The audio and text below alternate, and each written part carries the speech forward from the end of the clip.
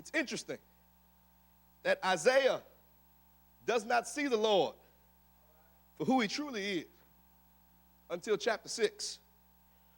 He's a prophet in chapter 1. He's a prophet in chapter 2. He's a prophet in chapter 3. He's a prophet in chapter 4. He's a prophet in chapter 5. He does not see the Lord until chapter 6. This lets us know that you can serve in ministry. You can hold a title. You can have a clergy shirt in every color and a collar that fits every neck size. You can be a greeter, a musician, a worship leader, security, armor bearer, choir member, deacon, missionary, minister, evangelist, elder, pastor, bishop, apostle, and a prophet all at the same time, and still have yet to know who God really is. You can preach the best sermon the world has ever heard and never really understand who God really is. You can sing everyone into a frenzy, but if you've never had to spend some time in the valley, I wonder if you truly know who God is. My time in the valley shows me the power of God. You've been preaching for 30 years, but have you seen God yet?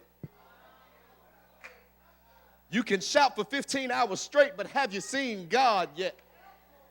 You can sing us all under the pew, but have you seen God yet? In the year King Uzziah died, I saw the Lord. It's not until the earthly king of Judah dies that the true king reveals himself. If the throne of Judah had not been empty, then Isaiah would not have seen God. Sometimes God has to take away so that you can see.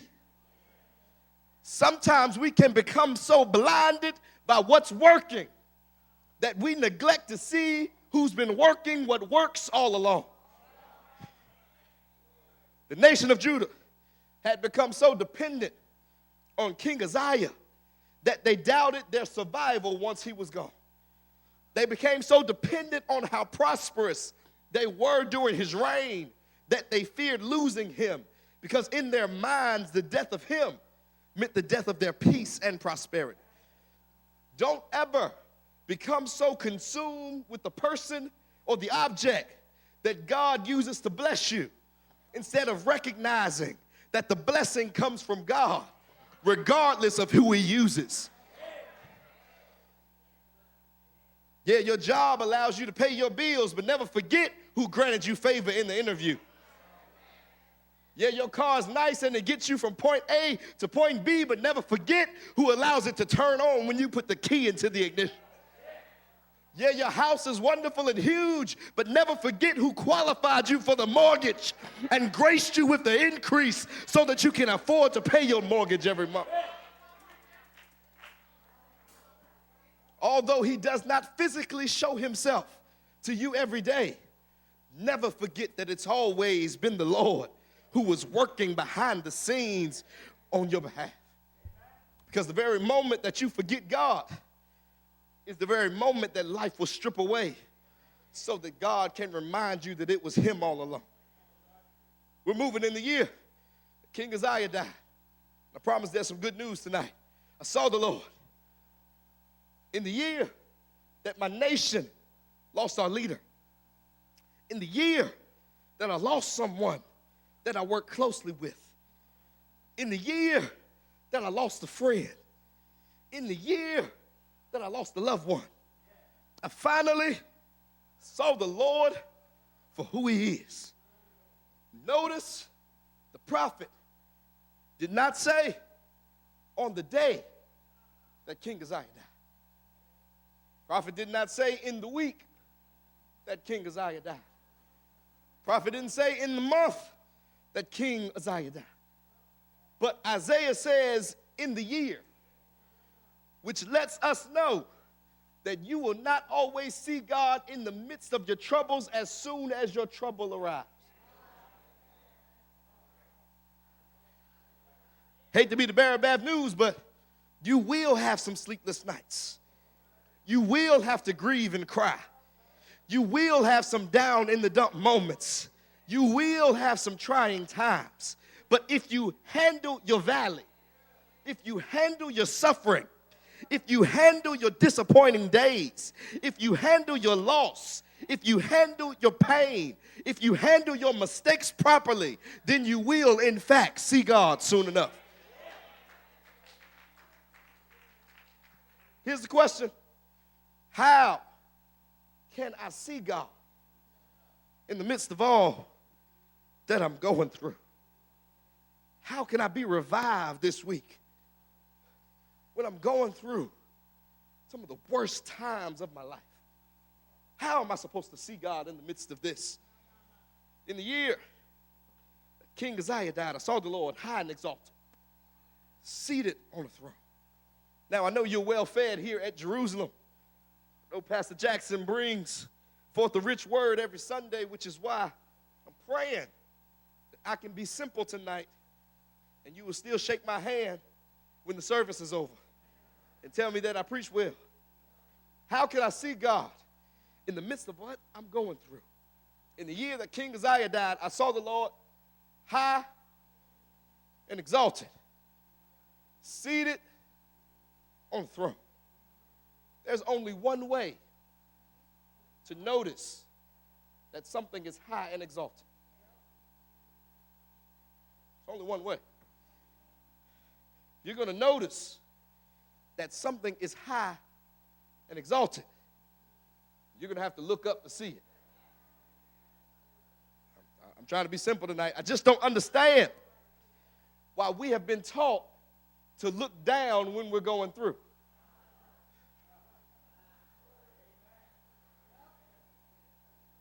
I don't know why we've been conditioned in society to walk with our head down when we're going through tough times.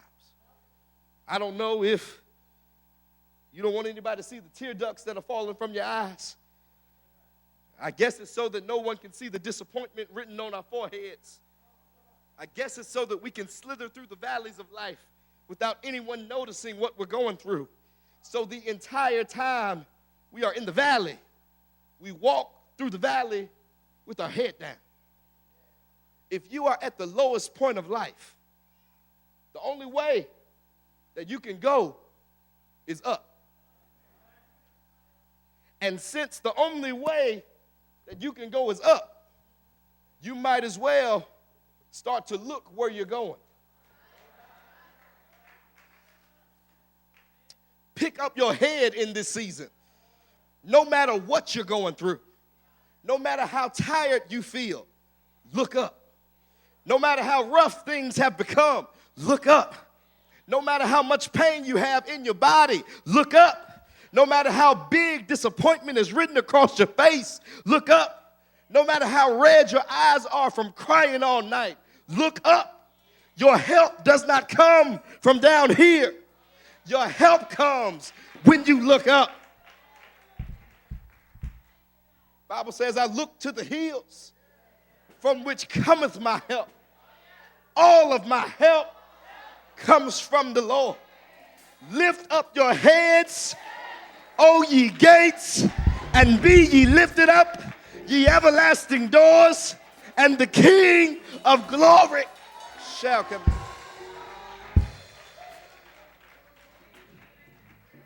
If you're broke, look up. If you're sick, look up. If you're lonely, look up. If you made a mistake, look up. When the bills are due, look up. When the doctor gives you a bad report, look up. When the creditors are calling, look up. When the creditors are calling, look up. When the creditors are calling, look up. Because if I look up long enough, then God will come down and see about me soon enough. Somebody shout, look up. In the year, we're getting ready to go. In the year that King Uzziah died, saw the Lord high and exalted, seated on a throne, and the train of his robe filled the temple. If only the train of his robe fills the temple, How big do you think God truly is? Look at it this way. If you've ever taken a trip by flight, then when you happen to look down while flying above a city, the buildings, the trees, the billboards seem extremely small. But when you're traveling through that same city in a car, those same buildings, those same trees, those same billboards seem huge. We look at things from a car perspective. Bills seem huge. Sickness seems huge. Debt seems huge. Pain seems huge. Our mistakes seem huge. Our addictions seem huge. Our thorns seem huge. God looks at things from a plain perspective, where everything that seemed huge to us is tiny to him. So when you become overwhelmed with how big your issue is, remember that the train of his robe fills the temple. Let's see if I can make it plain tonight. When women get married, they love to wear wedding gowns that have long trains. Sometimes the train of their dress can cover up the entire aisle. So it's a long train. Good for you. Wonderful. Do. You got a long train. But look at the contrast. A bride's train can cover the aisle, but God's train fills the temple. We're not talking about his robe. We're talking about the train. If his train fills the temple, then it must mean that he's bigger than my problems. If his train fills the temple, then it must mean that he's bigger than my pain. If his train fills the temple, then it must mean he's bigger than my debt. If his train fills the temple, it must mean he's bigger than my bills, bigger than my boss, bigger than my fear, bigger than my sin, bigger than my mistakes, bigger than my failures. Whatever issue you put next to God, you will see that God is bigger. His greatness is unsearchable. His love is unconditional. His power is unexplainable. His ability is unimaginable. And when you experience him, I guarantee it will be unforgettable. My favorite thing about this text is that it seems as if Isaiah has just had an aha moment. It takes the death of King Uzziah for Isaiah to say, aha, now I see you. Reason why this is my favorite part about the text is because I recently had my aha moment. Past 3 years, I've spent most of my time in the valley. 2013, you guys were praying. My oldest daughter was born at 26 weeks, placed in a NICU. She had to live there for 3 months. I was in school studying for my Master of Divinity, so every weekend I had to leave her and go to Richmond to go to class. So my day usually consisted, on a Monday, it usually consisted of waking up in Chesapeake, going to Norfolk to the NIC unit, spending time with her for about 15 minutes, going to work, getting off work at 8 p.m., going home, eating dinner. 9:30, Casey and I are going back to the hospital, spend some more time with Genesis. We fall asleep at the NICU, get back home at 2 in the morning. I do it all over again. Fridays, before I hit the road, I go to the NIC unit, see Genesis, pray over her, speak over her life, drive to Richmond, and then I have to come back on Saturday and see her again. 3 months. I lived in Chesapeake. She lived in Norfolk. She had heart surgery, eye surgery, skull surgery. Now they're talking about another surgery. It's been rough. The next year, my church closed its doors. I had to wonder and lead my family when I had no direction myself. 2014, my mother suffered from a stroke and was hospitalized, and as soon as she recovered, my dad went into the hospital. He stayed in the hospital for the entire summer and passed in August. In 2015, my youngest, Charlie, was trying to make her entrance into the world, but she was bungee jumping in the womb because the cord was wrapped around her neck and her foot. So every time Casey pushed her out, she was sucked back in. And when they finally cut the cord around her neck, she came out gray and couldn't breathe. So we had to go through that. And then, in August, a week later after her birth, where's Genesis? Genesis went to surgery for a skull, where they had to pull down her face, break her skull apart, and reconstruct it because it wasn't growing on one side. While she was in surgery, Charlie was in a car accident. So while she's in surgery, we had to take her to the emergency room. Then, next month, best friend died. 27 years old, state trooper. Driving was his life. When he was on the way to an emergency that wasn't even in his section, he hit a curve, flipped the car over, was in the trees, was okay in the moment, got to the hospital, and what did he have? Went into cardiac arrest, died, left his wife, 2-year-old and a 7-year-old. These past 3 years have been rough. But God led me to this verse. And I had my aha moment.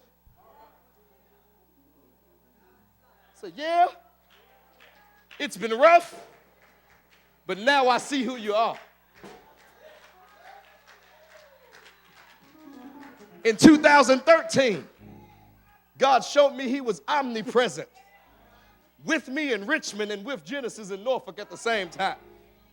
In 2014, he showed me he was my guide, and he guided me from closed doors to open doors. He showed me that he's a comforter, able to wrap me up in his arms and soothe my grief. In 2015, he showed me through the birth of Charlie that he's a keeper, through the surgery of Genesis that he's a healer, through the car accident that he's a supplier of peace, and through the death of my friend that he's sovereign and he has total control. I've been preaching for 6 years now, but because of my valley experiences, now I know the God that I preach about. Now I know I can't make it without him. Now I know that I need him every second of my life. Now I know that even if he has to reach way down, he will pick me up. Now I know that he'll supply all of my needs according to his riches in glory.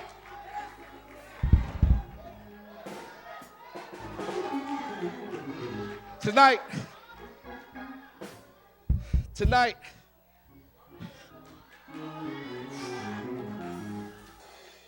God didn't send me to tell you that you're coming out.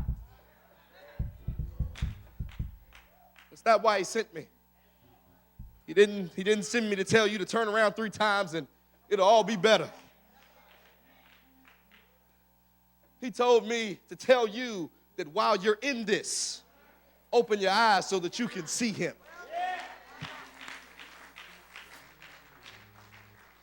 There's a story about a grandfather who came to his daughter's house to babysit his grandchild. When he walked into the house, the mother was in her room. The baby was in the baby room, and the baby was crying in the playpen. The grandfather went, picked the baby up, held it in his arms, rocked him until he stopped crying. Mother ran in the room and said, "What are you doing?" The baby was crying. Picked him up, rocked him, tried to make him feel better. She said, "I'm trying to teach him how to self-soothe. So if you hear him crying in the playpen, whatever you do, do not pick him up. Do you understand?" He said, "Yes, ma'am. You know, it's your child. If those are your rules, and when he cries, I won't pick him up." Mother left the house. She went and done her errands. When she came back, said, "Dad? Dad?" He said, "I'm in the playroom." She walked in the playroom, and she was shocked by what she saw. She said, "Dad, what are you doing in the playpen?" He said, "You told me if the baby cries, I can't pick him up. So instead, I stepped in it with him. And I soothed him where he was." God may not bring you out the valley this week, but he sent me to tell you that he's stepping in right where you are, and he's soothing your pain. Somebody praise God for stepping in.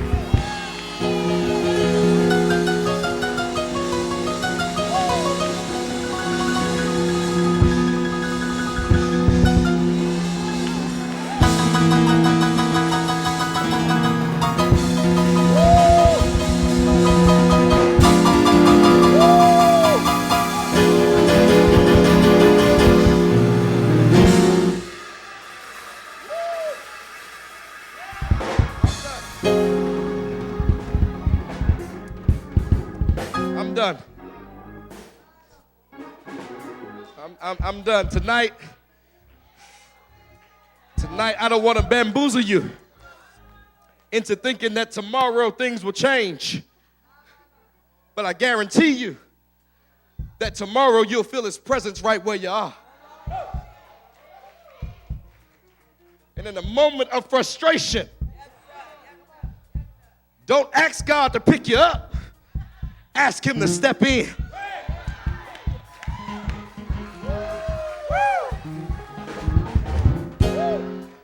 I'm done. I'm done. I'm done. I'd rather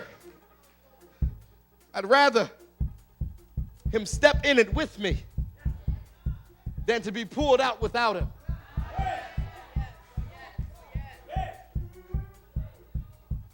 Because if he brings me out and I still don't know who he is, then in a matter of moments, I'll be right back where I was.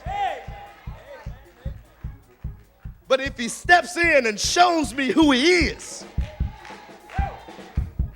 then when I come out, I'll be better, I'll be stronger, and I'll be wiser. I'm done. Somebody lift your hands and thank God for stepping in tonight. Come on, thank him for stepping in tonight. Right where you are, God is stepping in.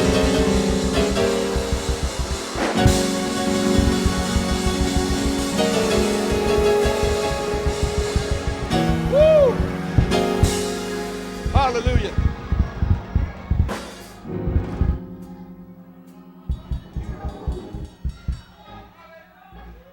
This revival isn't about God working on it. It's about God working on you. This revival isn't about God fixing it. It's about God fixing your perspective of him. He wants you to see him for who he truly is. In the year King Uzziah died, I saw the Lord high and exalted, seated on a throne, and the train of his robe filled the temple. Somebody shout, "It's helping me see him." Amen. God bless you.